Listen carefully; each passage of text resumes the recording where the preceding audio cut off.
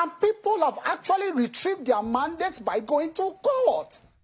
It is only when it does not favor you. And that is what the Labour Party is doing. And that is why I had to petition them to the DSS. There's a build-up to something that they are doing. Shehu, there's a build-up.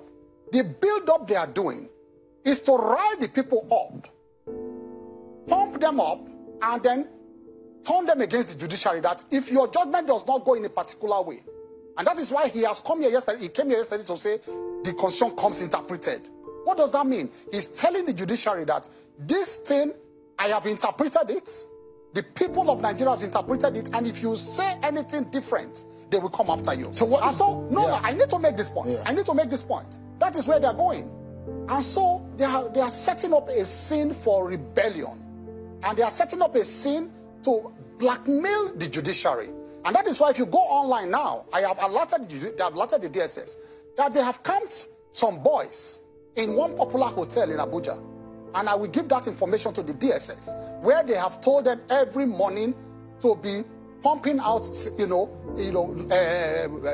online messages to rile up the citizens, cause fear, and all of that. And so what they want to do is to say once the judiciary now goes another way, then the judiciary must have sold out. So and that's why they are threatening the judges. And they have gone up to that point. I want to make this point. Nigerians must know that the Labour Party online touts now are threatening judges, threatening their families, exposing them. Go online and see what is happening. And so there is a situation where they want to create fear in this country. If you listen very carefully to Festus Keyamo, you are not carried away with his baboosed English and all these shenanigans he's doing. You will know that beyond just trying to clamp down on Peter Obi's and Dirty Babame's influence and ensure that their listening value is reduced by way of intimidation and oppression by the DSS, they're also interested in ensuring that Nigerian youth do not talk. Of course, you know by now that arrests are not being made easily. Young chaps have been arrested, influencers and people speaking for Peter Obi are not being arrested. And again, a lot of us are also getting some various ceremonious offer. I've been told to come to Lagos for just no reason. As ever, never. We'll understand all that. We know that it's going to be taken away from that. But the interest of Keyamo and his cohort likely is about the young people that are making their voice count in this area. That's what they want to do. They want to start making arrests. They want to. You see all this arrangement of there's a hotel in Abuja where young people are being kept. People are being bullied. Oh, they are not being investigating judges. They are checking judges. Excuse me, checking judges. Hello, checking judges. And you see when Keyamo is talking, you will know that this guy, there is an ulterior motive, there is an agenda, there is a secondary interest, and not just what he's selling to the public. So again and again, you know that this country is not safe for us. I detest, I refuse, God forbid Tinubu, because this is a death to freedom of speech in this country. It's a death to right to speaking, right to association, right to even airing your opinion. That is what Tinubu government is. If Keyamo could not influence this in Buhari, thumbs up to Buhari. And now with Tinubu's government, they can't wait. Remember that Tinubu has said it, that he doesn't go to social media because they are giving him high blood pressure. He's hypertensive, so to speak, and then they cause the hell out of him. So Keyamo's agenda is to ensure that the voice of young people like you and I, those of us making videos, those of you commenting, those of you airing your voice with various platforms, Twitter, Instagram, Snapchat, TikTok, ensuring that the world continue to hear, because that's what we are doing. I'm sure that this UK, the US, all other nations, all organizations, the observers and all that, it is the voice we are adding to this that is making it loud enough. And that's what they want to clamp down. They are arresting. They are inviting. Arrest all of us, Keyamo. Arrest all of us. The truth may be smashed to the ground, but it will not die. It will grow. Whatever you guys think that this thing would have been solved ably several years ago if the government was responsible. And now the young people have stood up to say no. Watch the video of him deliberately trying to ensure that the challenge is against us, the fight is against us. I know Peter Obi, I know Dirty, because these guys are just vehicles for that social responsibility that we seek from leaders. But it is us that they're after. You don't know? You should know now. It is us. And if they succeed, this country is finished. We will not allow it. We will not allow it. Share this video, make your opinion count. Like this video so that Facebook recommends to everybody. We must be open. Our eyes must be open. We will not allow it. Let me ask you. What he said, part of what he said, and part of what the opposition has said is that when you tell people to go to court, it then means something, that you steal something from them, and you are asking them to go through a process in which you are predetermined or you have your way around that process. So just hang on. That is one of the interpretations of go to court coming from your camp. Just hang on a minute. If I don't say go to court, what will I say? It's a rhetorical question I'm asking you. If I don't say go to court, what would I say as a winner? But does it also mean that will I say come, let's fight? Does it mean that you predetermine the process? No, not predetermined. I'm only asking you a rhetorical question that answers your question. If I don't say go to court, what it means, if I don't actually use that word, that sentence, is that avail yourself of the procedure of the machinery for addressing your grievance as provided for by law. That is what it means. I'm only saying it in specific terms, go to court. If I don't say go to court, the next thing I will say is that, come, let's fight. So why are they using such phrases or such sentences in a derogatory manner? It is what is provided for by law. And people have actually retrieved their mandates by going to court. It is only when it does not favor you, and that is what the Labour Party is doing, and that is why I had to petition them to the DSS. There's a build-up to something that they are doing. There's a build-up. The build-up they are doing is to rile the people up, pump them up, and then turn them against the judiciary, that if your judgment does not go in a particular way, and that is why he came here yesterday to say the constitution comes interpreted. What does that mean? He's telling the judiciary that this thing, I have interpreted it, the people of Nigeria have interpreted it, and if you say anything different, they will come after you. So what? I need to make this point. I need to make this point. That is where they're going. And so they are setting up a scene for rebellion, and they are setting up a scene to blackmail the judiciary. And that is why if you go online now, I have alerted the DSS that they have camped some boys in one popular hotel in Abuja.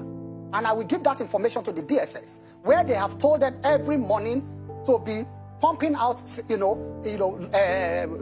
online messages to rile up the citizens, cause fear, and all of that. And so what they want to do is to say once the judiciary now goes another way, then the judiciary must have sold out. So that's why they are threatening the judges. And they have gone up to that point. I want to make this point. Nigerians must know that the Labour Party online touts now are threatening judges, threatening their families, exposing them. Go online and see what is happening. And so there is a situation where they want to create fear in this country. They try, that during the elections, they try to threaten people to support them. They failed. During the announcement, they tried to threaten INEC. Everything about them is threats. To threaten INEC to support them, they failed. Now they want to move to the judiciary. It is enough is enough.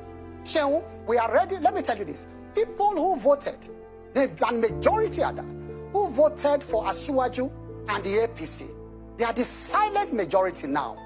And so if they think they want to push this country towards NSAS, where it was citizens, NSAS was a situation where citizens were dissatisfied with a policy of government, an institution of government called NSAS. That was totally different. But they think they can rile up and citizens towards a situation of SARS again, but NSAS. But this time they should realize that this is not activities, it's pure politics. And if you want to do that now, it will not be citizens against government, it will be citizens, voters against voters. People who voted for the ruling party. You imagine that the mandate of your candidate and for your party, is it popular? So I will ask you this question, a rhetoric question. No, I'm not supposed to answer it. I'm supposed to be answering. No, it's a rhetoric question that I'll use to answer you. That Peter Obi, with the kind of message he preached, did he expect, in all honesty, a man who came third was saying the confessed, did he expect, in all honesty, to win in areas where that message did not, go down well with people? He was telling the churches, take back your country. Take back your country from where? Now look at the heat map of the votes. Look at the Nigerian map. Pick it up and look at the heat map of his votes. He succeeded in those areas where his messages sank in about Christians, take back your country. He forayed into the middle belt where Christians are predominant and ended there. He could not go further than that place. Look at the heat map. And so the heat map exactly reflected the kind of message he preached to people. So within the ambit of the law, I'll tell you this. Within the ambit of the law, if someone is hurt by a process and he lost out in the process and he thinks that that loss was illegitimate, he was edged out illegitimately within the ambit of the law, does he not have the right under the law and the independence of mind to be able to speak out? Oh, there. But you don't say you don't recognize a legitimate government. That is treasonable felony. What Peter Obi and Dati Ahmed are doing is treasonable felony, and we must draw the line for them now. That is your interpretation. No, it is not. It is because it is the courts to when you don't recognize a legitimate government that has gone through the process and it is legitimate, and you say you don't recognize it, you want to live your own life, it is treason. And let me tell you this. That's how you interpret it until the court now say... What Peter Obi? That is when they will defend themselves now. But you must be charged first. Do you understand me? You will be charged for that. That's what I'm telling them to do. I'm not interpreting. They will charge them for that. Charge them and go and defend yourself. Why you are calling on people to protest? That's the remit of the states to do. Yes, that's what I'm saying. That's why I've submitted myself to process. Have I not? Did I come here to say I will go and arrest them physically? I'm a senior lawyer. I've instituted the process. I have started the process. And you see, what they are doing, let me tell you, they are living in a bubble of their own.